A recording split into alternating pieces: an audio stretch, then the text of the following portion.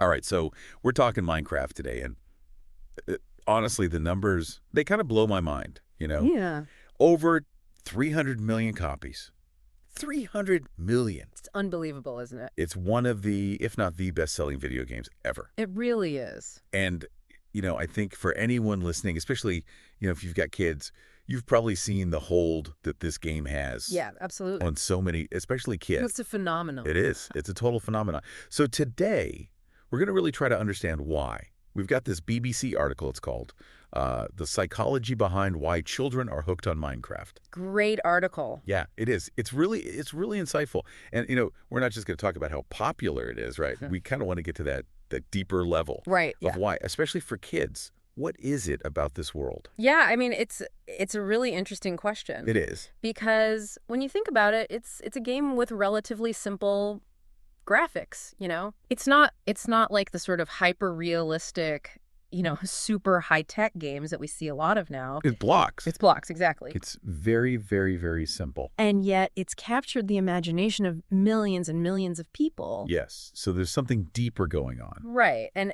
I think, one of the things that the article really delves into is this idea of, well, what are the psychological needs that this game is fulfilling? Right. And potentially even the evolutionary roots of it. Yeah, and I love how the article starts with this really relatable example. Oh, yeah, the dad, right. Yes, AJ Minotti, his kids in Ohio. Mm-hmm.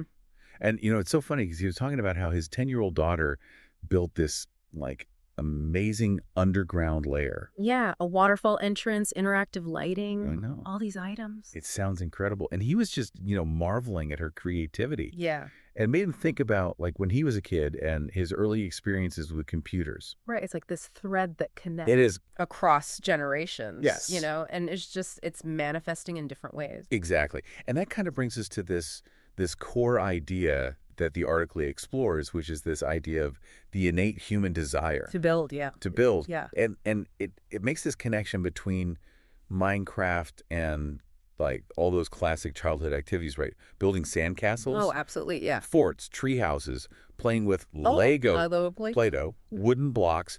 And it's almost suggesting that Minecraft is just this new modern digital version iteration of that, yeah. of this thing that we've always done as humans. And then they bring in this really interesting perspective from a psychologist, Peter Gray. Yeah, at Boston College. And he's got this evolutionary view on it, which right. I think is so fascinating. He talks about how play, especially in young mammals, it's not just, for fun. Right. It actually helps them develop the skills they need to survive. Crucial survival skills, yeah. Yeah. Think about it. Young predators, they play at hunting Mm-hmm. and prey animals. They practice escaping. Mm-hmm. And for us humans, one of the things that's been essential to our survival throughout history is building. Yeah. Right? From the most basic shelters to all these tools and technologies that we've created. Yeah. So Gray is suggesting that natural selection may have actually hardwired young people with this drive to play at building things. It's pretty deep, right? Yeah, it's a really interesting perspective. And he makes another really interesting point, which is that, what kids choose to build, how they go about it, it often reflects their culture. Yeah. And the skills that are valued in that culture. So, kids today, they're obsessed with computers, video games like Minecraft. Mm-hmm. And he's suggesting that maybe that's not a bad thing. Maybe it's just a natural extension of this drive to build within our modern context. Absolutely. And he even goes as far as to say that kids, they kind of know in their bones that these are the kind of skills they're going to need to thrive in this digital age. Yeah. And I think that's, as we kind of go through this conversation, that's something to keep in mind, right? Mm-hmm. That it's not just about mindless screen time. Right. It could actually be about them developing some really valuable skills. Absolutely. Now, of course, Minecraft is not just about building blocks. No, it's not. The article talks about other things that make it so appealing. And one of the, buzzwords they use is sandbox freedom. Yeah, so sandbox freedom. What is that? It basically refers to a game where you don't have these predefined goals or a linear storyline. Right. So you're not being sort of pushed down a particular path. Okay. You're given this open world and you can do what you want within that world. So it's really about freedom, right? To create, to explore, to kind of make your own. Exactly. And Minecraft, it exemplifies that, you know. It does. It gives you this huge open world. You can build whatever you want. And I think that's really empowering for kids, right? Yeah, it's incredibly empowering. And one of the things that's really interesting is that, you know, in traditional sort of computer programming, there's this barrier to entry, right? You need to know how to code. You need to know these complex languages. I learned all that stuff, yeah. Yeah, but Minecraft makes it so much simpler. Right. I mean, there's a computer scientist, Julian Tegelius, who describes it as being direct and simple. Okay. You know, and he compares it to writing computer code, and he says it's just way easier. So, like, kids they have this vision in their head, and they can actually translate that into the game pretty quickly. Much more easily than they could if they were trying to code it from scratch. And I think that's got to be so rewarding for them. Oh, absolutely. Yeah. Right. To see, like, their ideas actually come to life. Yeah. Now, it's not just about creation, though. Right. Right. There's also this whole other side to Minecraft. Survival mode? Survival mode, where you got to, like, fight off enemies. Gather resources. Gather resources, protect yourself. So it's got that element of challenge as well. Yeah, and I think that's what makes it so appealing to such a broad range of people. Right, so you can kind of choose your style of play. Exactly. You can be a builder, you can be a fighter, you can be a bit of both, and it caters to that range of interests. And then, of course, there's this social aspect, which I think is huge, especially nowadays. Yeah, absolutely. You know, kids can play together online. They can build things together. They can go on adventures together. Yeah, and you know, the dad in the article, Menotti, he talked about how when his kids can't be with their friends in person, right, Minecraft becomes this kind of virtual hangout space for them. Right. So it's a way for them to still connect and socialize. And it is. It's become like a digital playground. Yeah, it's a great analogy. Where kids can just hang out, even when they're miles apart, which is, I think that's really powerful. Yeah, it is. And the article kind of sums it up really well, I think. You know, they call it an arena or a virtual playground where kids can find their own niche. Yeah. And choose from all these different activities, play styles, you know. So going back to what we were saying before about this, like, innate drive to build. Yeah. You know, it's probably a huge part of what makes Minecraft so appealing. But it's not the only thing. Right. There's so much more going on. There's so much more going on. And one of the things I thought was really interesting in the article was this research that was done by Julian Tegelius. Yeah. Where they looked at how players' in-game behavior in Minecraft can actually tell us something about their personalities. Fascinating stuff. Which is, I mean, I never really thought about that, but it makes sense, right? It does, because the game is so open-ended. Right. The choices you make within the game, they kind of reflect your individual preferences and tendencies. So for this research, they had people fill out questionnaires, like, about their personalities, and then they watched how they played Minecraft. Right. So they were trying to see if there were any correlations between personality traits and in-game behavior. And they did find some pretty cool connections, like, for example. So people who scored high on independence in real life, they were less likely to finish the main quest in the game. Interesting. Which, you know, it makes sense, right? They're kind of, they're doing their own thing. Forging their own path. Yeah, exactly. And then people who valued family, they tended to build these elaborate homes and fortresses. Oh, that's interesting. Which, again, you can kind of see the connection there. You can, yeah.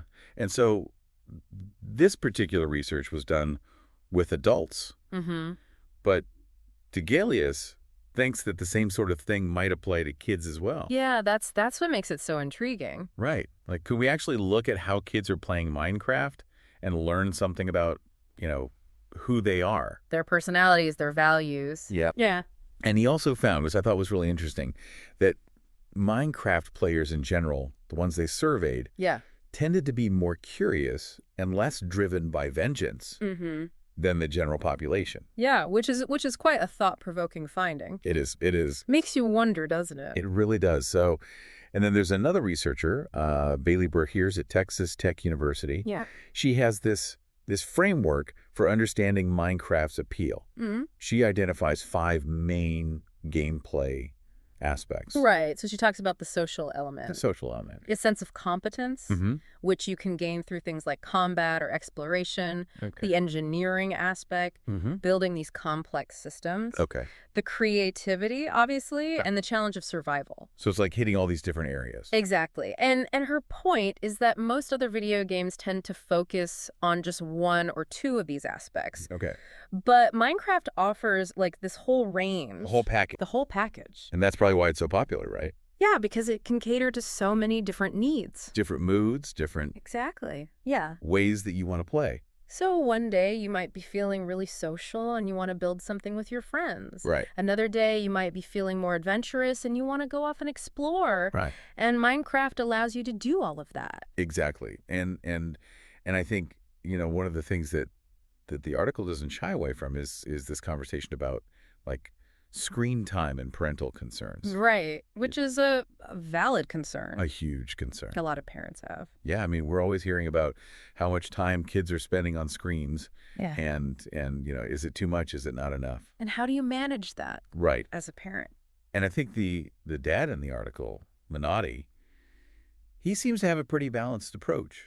Yeah, I mean, he encourages his kids to be involved in a lot of different things, not just video games. Right. Sports, outdoor activities. Yeah.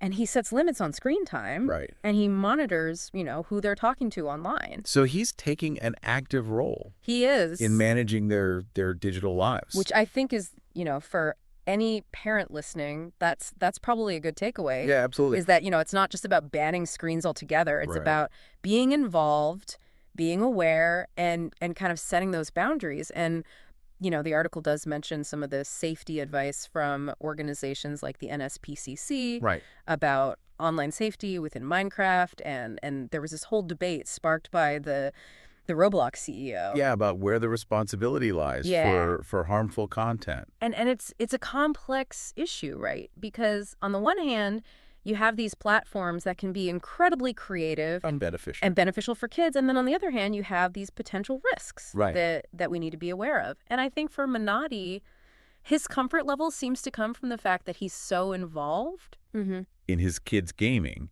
and he sees them using the platform in these really positive ways. Yeah, he sees it as this digital playground that he can understand and that he can supervise. Exactly. And that kind of leads us to this other really fascinating aspect of Minecraft, which is its potential as a tool. Oh, yeah, beyond just entertainment. Beyond just entertainment, yeah. So the article talks about how university professors actually use Minecraft for online learning during the pandemic. Really? Which is pretty cool. Yeah, it is. And there's this really interesting example from Ireland where primary school teachers are using Minecraft education to teach subjects like Gaelic. Wow, so they're actually incorporating it into the curriculum. They are. That's amazing. And there's this research from Edwin Slattery who looked at this, and the teachers were saying how effective it was. Like the kids were really engaged. They were learning. And it makes sense, right? Because it's tapping into that drive to build. That innate desire to build. Yeah. And it's making learning fun, which, as anyone who's ever tried to teach anything knows. It's half the battle. It's a huge part of it. Yeah, absolutely. And the research actually suggests that using Minecraft in the classroom can lead to all these positive outcomes. Yeah.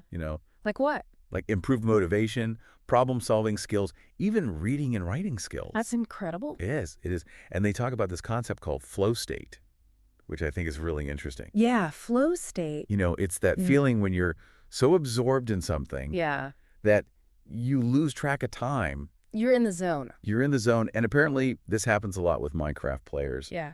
And that kind of deep focus, that deep absorption. It can be incredibly beneficial for learning. It can, yeah. Yeah. Because you're not even thinking about it as learning. You're just in it. You're just enjoying the process. Yeah.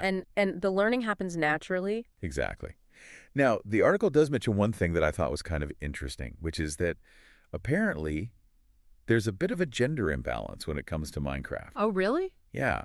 There was this study done in Australia, and it found that more boys than girls in that 3 to 12 age range tend to play Minecraft. Interesting. And the researchers, they kind of stressed the importance of making sure girls are engaged in these digital platforms as well. Right. Because, these skills are going to be so important for everyone's future, regardless of gender. Yeah, absolutely. It's about making sure that everyone has access to those opportunities. Right. But I want to circle back to something Menotti said, which I thought was really interesting. He was talking about why his kids love Minecraft so much, even though they have access to, like, physical toys like Lego. Yeah. And he said it's like having all the Lego pieces you could ever imagine. Without any of the limitations. With the limitations of physical space. Yeah. Like you run out of Legos or you don't have the right piece. Yeah. But in Minecraft, the possibilities are endless. the possibilities are endless. Yeah. So I think, to kind of sum up what we've talked about today. Yeah. We've looked at this innate human drive to build, the amazing freedom and versatility of Minecraft, its potential to reveal something about our personalities, the different ways it engages us, socially, creatively, intellectually. Yeah, it's a really multifaceted game. It is. And then even its use in education. So it's more than just a game. Right. It's almost like a microcosm of human behavior in a way. It is. And I think that's what makes it so fascinating to study and to observe. It does. And I think that kind of leaves us with this final thought, which is, if a game like Minecraft, which is seemingly so simple on the surface, can tap into these deep psychological needs, can have such a profound impact, what other seemingly simple things, whether it's in the digital world or the physical world, might be, equally significant in ways that we don't even fully understand yet? It's a really interesting question to ponder, isn't it? It is. It is. And something for us all to think about, as we continue to explore this world of technology and play. Absolutely. And how it's shaping us as humans. So, yeah, that's a good place to leave it for today. Yeah, food for thought. Definitely food for thought. So, until next time, keep on building, keep on exploring, and keep on wondering. I like that. Thanks. See you next time. See you next time.